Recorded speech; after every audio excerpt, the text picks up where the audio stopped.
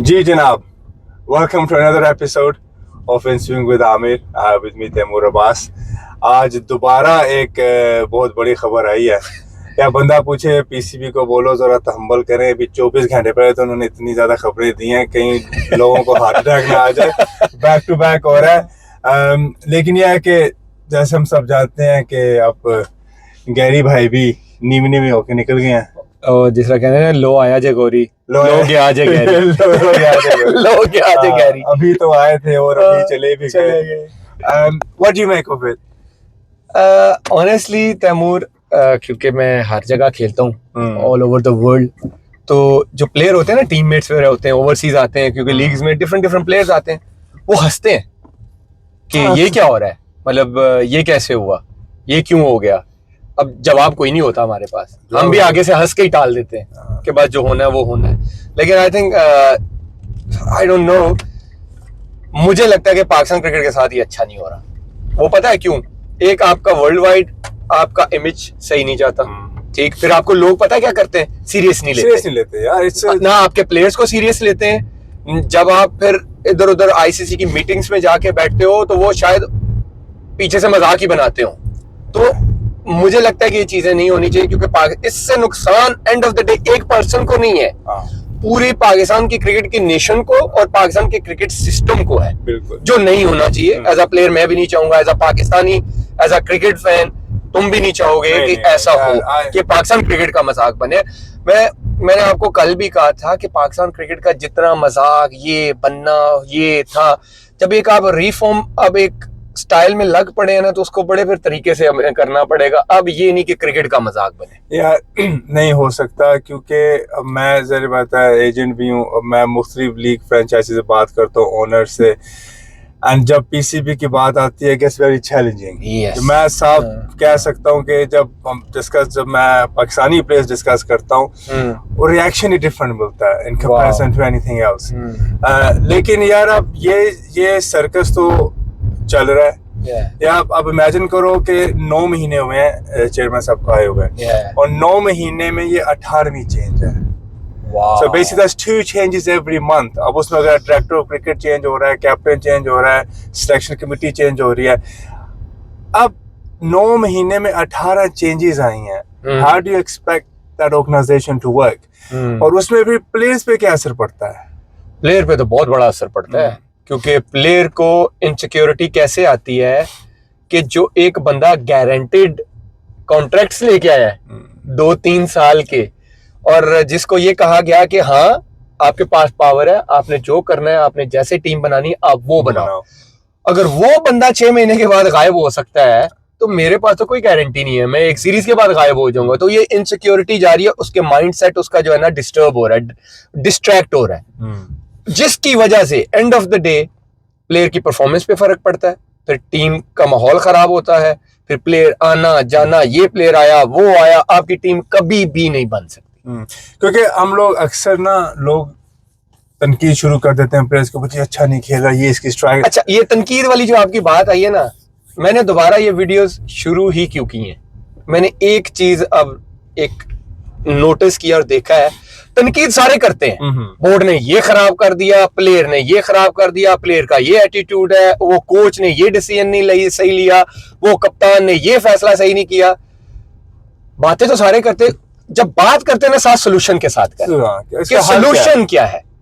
तो जैसे हम कह रहे हैं ना कि इन चीजों से ये चीजें ऐसे खराब होगी, जैसे मैंने कल कहा था कि इस चीज का जो फखर का केस हुआ था, इसका बेहतरीन इलाज ये है कि आप बैठे, प्लेयर बोर्ड के साथ बात करे, बोर्ड प्लेयर के साथ बात करे, कि तीसरा बंदा इन्वॉल्व ही ना हो, लाइक मीडिया तीसरा बंदा।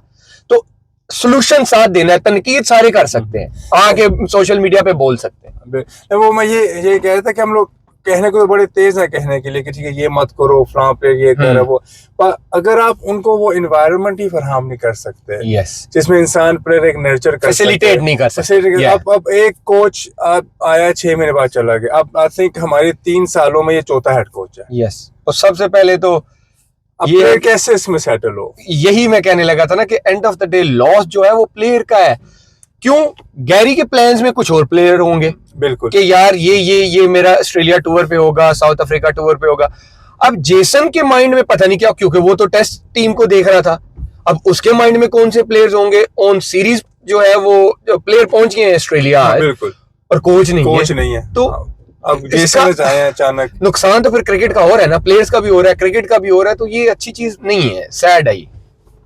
अब आई गेस इसमें यार एक सवाल तो ये भी बनता है ना कि देखो स्प्लिट कोचिंग मॉडल तो हमने देखा है कि वर्क किया है, हमने देखा है इंग्लैंड ने लिया था, वेस्ट इंडीज ने लिया था, एंड इट वर्क्स, क्योंकि इतना क्रिकेट हो रहा होता है, कभी कोई सीरीज ओवरलैप हो जाती हैं, तो split cricket I understand why they have a red ball coach and a white ball coach. ठीक है, क्या पाकिस्तान के लिए ये मॉडल सही है? नहीं, क्यों?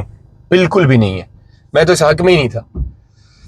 जिन टीमों का आपने नाम लिया ना, वेस्ट इंडीज को चलो ठीक है, मैं वो भी बेचारे हमारी तरह ऊपर नीचे उनका लगा ही रहता है, उनके भी 100 रोले ही चलते हैं, उनका कोई कभी कुछ पता नहीं चलता कि कोच कौन है, कप्तान कौन है, कोई पता। चलो एक अच्छी चीज है कि सैमी जो है बड़े अरसे के बाद एक स्टिक किया हुआ है, लेकिन इंडिया ने किया हुआ है, इंडिया ने किया हुआ है, इंग्लैंड ने किया हुआ है, ऑस्ट्रेलिया ने किया हुआ है। वो पता क्यों करते हैं? उनकी 2-2 3-3 टीमें, हमारी एक मुश्किल से बनती है, एक टीम नहीं बन रही, कोच हमने 2 रखे हुए हैं। अब जेसन जो है, अब क्योंकि टेस्ट सीरीज में भी हमारे मोस्ट लड़के वही खेलते हैं जो व्हाइट बॉल भी खेल रहे होते हैं। मैं गिनवाता हूँ आपको, अब्दुल्ला व्हाइट बॉल में भी है, साइम व्हाइट बॉल में भी है, बाबर, रिजवान, शहीन, नसीम, ये तो सारे व्हाइट बॉल भी खेलते हैं, रेड बॉल भी खेलते हैं। तो फिर 2 कोचेस क्यों? तो पाकिस्तान की सिनारियो में, जो पाकिस्तान का सिनारियो ना, उसमें 2 कोचेस होने ही नहीं चाहिए। आप उसके बाद हमारा एक कोच नहीं टिकता, 2 कहाँ टिकेंगे? ठीक है, अभी जेसन ने भी हिंट तो कर ही दिया ना, that I'm just a match day analyst, मेरा काम। वो पता नहीं कैसे टिके, लेकिन जो मुझे लगता है, जो मुझे जहां तक पता चला है कि गैरी इसी रीजन की वजह से छोड़ के गया। उसने रिजाइन इसीलिए किया है कि जब मेरा सही ही नहीं है सिलेक्शन में, टीम को पूरी बिल्डअप में, तो मैंने सिर्फ खिलाना है उनको, जाके बैठना कुर्सी पे, जो मुझे पता चला है। आपने एनालाइज बेसिक वहां कहा तो यही, लेकिन दूसरी तरफ ये पता चलता है कि बोर्ड ये कह रहा है कि क्योंकि वो हर सीरीज के बाद अपने कंट्री चले जाते थे, वो अवेलेबल ही नहीं होते थे, तो इस वजह से बोर्ड ने ये कहा कि उनसे डिमांड किया कि आप टाइम दें यहाँ पे। यार इसमें अब अंदर की बात खुदा ही जानता है, बज़ाहिरी तौर पे देखा जाए Gary Kirsten is not a small coach, he is very well known coach, वो पूरी कोचिंग की दुनिया के टॉप में आते हैं, जो उनका रेपुटेशन है, तो somebody like him, I'm sure कि वो ऐसी छोटी मोटी बातों पे तो गुस्सा नहीं तो मेजर हुआ है ना, ऐसे तो कोई हमें जो ओवरऑल बात है ये कि कहा ये गया था कि वी नो कि पाकिस्तान ने स्ट्रगल किया था, वी नो कि उन्होंने शेन वॉटसन को अप्रोच किया था, डैरेन सेमी को अप्रोच किया था, for a while we struggle to get a top level coach. अब ये एक हमें मिल गए गैरी क्रेस्टन, कहा यह जाता है कि उनको वादे तो बहुत किए गए। मैं बताऊं आपको, मैंने जितना उसके साथ थोड़ा बहुत काम किया है ना, अभी वर्ल्ड कप इधर था इंग्लैंड सीरीज में वर्ल्ड कप, वो था कि वो आपकी टीम को ट्रैक पे लेके जा सकता था। वो एक बंदा था जो, उसका मैंने वर्क एथिक्स देखे थे ना, जो काम करने का स्टाइल था, मुझे लगता है कि वो आपकी टीम को राइट ट्रैक पे लेके जा सकता था, क्योंकि उसके थॉट, उसका जो प्रोसेस था ना, इन फ्यूचर के मैंने टीम ऐसे बिल्ड करनी है, वो एज अ क्रिकेटर भी आप बैठ के उससे बात करोगे ना, आपको समझ आता है। और पता नहीं क्या होगा, आई डोंट नो। नहीं, अगर आप उनसे फिर वो इख्तियार ही ले लोगे कि ठीक है भाई आप, तो फिर वो फिर कोई भी जो बड़ा कोच होगा वो गैरी ने दुनिया में हर जगह कोचिंग की है, वो 15-20 हजार डॉलर के लिए डमी तो नहीं बनेगा, नहीं वो नहीं बनेगा, ऐसे तो नहीं बनेगा। उसकी एक कहते हैं ना रैपो बनी हुई है, तो वो कभी भी अपनी रैपो पे क्वेश्चन नहीं आने देगा। बिल्कुल, I think something must have happened, लेकिन ये है कि पहले ओवरऑल भी बात देखी जाए, आप कैप्टन और कोच अगर वो राइट ले लोगे ना, ये तो मेक सेंस ही नहीं करती ना, मैं आपको पहले वीडियोस में प्लेइंग 11 नहीं कर सकते, how do you expect them to be motivated? Make sense ही नहीं करती, मेक सेंस ही नहीं करती। अच्छा, फॉर एग्जांपल मेरा रोल है या मेरी स्ट्रेंथ, जिस वजह से मुझे टीम में लाया गया, नया बॉल है जिस स्विंग करता है, राइट, और मुझे अचानक ड्यूरिंग सीरीज कहा जाए नहीं तुम नया बॉल नहीं करोगे, मैं तो गया, फिर मैं क्या करूंगा? या तो मुझे पहले रोल क्लियर करो कि आपका रोल क्या, मैं उस हिसाब से तैयारी करूं। गैरी भी जब आए थे, गैरी को सब पावर दी गई थी, जो मुझे सुनने में आया कि पावर दी गई थी, आप ही सब करोगे, आप सब करो, 2 साल का कॉन्ट्रैक्ट है। लेकिन उधर से ये आ रहा है कि गैरी टाइम नहीं दे रहे थे, तो मैं तो हमेशा कहता हूँ ताली दोनों हाथ से बचती है, लेकिन बैठ के उसका हल निकाला जाता है, ना कि ऐसे फैसले दोनों तरफ से हो कि कल क्रिकेट का मजाक बने।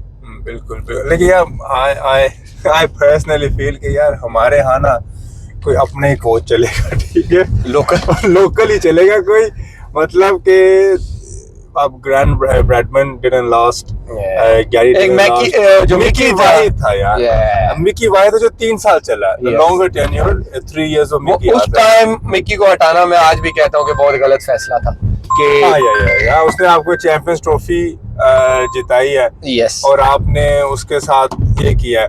हालांकि लेकिन क्वेश्चन इज कि मिकी 3 साल चला है, तो व्हाट वाज द रीजन?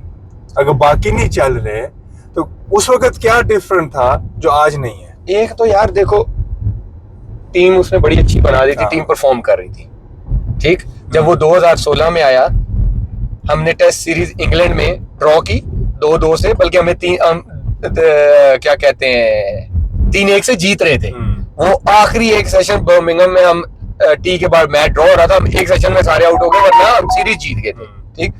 फिर हम T20 सीरीज इंग्लैंड से जीते थे, इंग्लैंड में उसके टेन्योर में। यस।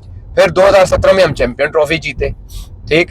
फिर जब 2019 में वर्ल्ड कप में हम रन रेट से बाहर हुए थे, हम सेमीफाइनल खेल रहे थे, हमारे भी पॉइंट 11 थे, न्यूजीलैंड के भी 11 थे, हमें सिर्फ पहले मैच ने कॉस्ट किया था, ठीक।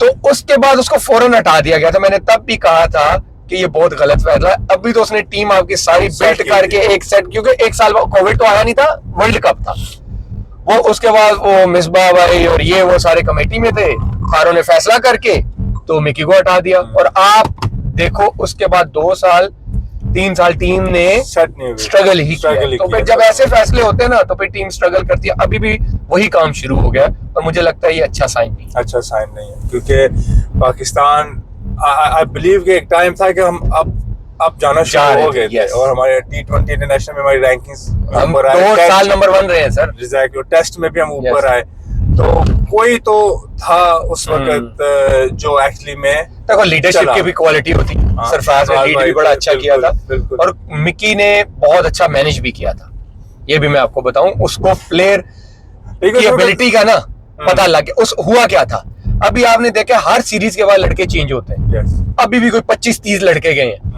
वो जो 3 साल रहा है ना, आप उसका टेन्योर उठा के देख लो, 20-25 लड़कों के साथ 3 साल स्टिक रहा है वो। किसी ने परफॉर्मेंस की है नहीं की है, उसने पूरा। बाबर को मैं आज भी कहता हूँ प्लेयर बनाने वाला वो है, फखर को लाने वाला वो है, फहीम अशरफ को लाने वाला वो है, हसन अली को लाने वाला वो है, शहीन शाह को लाने वाला वो है। मैं कहता हूँ यू नेम इट, कि वो प्लेयर लाया और उसने बनाया, ट्रस्ट किया, और आज वही लड़के सर्व भी कर रहे। लेकिन आई गेस दूसरा सवाल तो ये बनता है ना कि ठीक है, उन्होंने जो उनको करने दिया गया, हाँ दैट्स द क्वेश्चन। गैरी को करने नहीं दिया गया, या और जो गैरी का भी टाइम भी क्या हुआ था यार। अभी तो आपको उसको टाइम देना चाहिए था। मुझे लगता है, जैसे मैंने आपको पहले बोला है, कि वो आपकी टीम को राइट ट्रैक पे लेके जा सकता था। चलो, टाइम विल टेल। अब देखते हैं कि आगे क्या होता है। मुझे लगता है कोई आज आई ऑनेस्टली बिलीव कि आपको ना 2-3 महीने बाद पता चलेगा कोई अपना ही वापस आ गया। I think यही होगा. I won't be surprised if it's Aqib Javed coming back into the role, to be honest with the influence that he's having. But let's keep an eye on it. Thank you very much, guys. तो आपको अगले episode में मिलते हैं.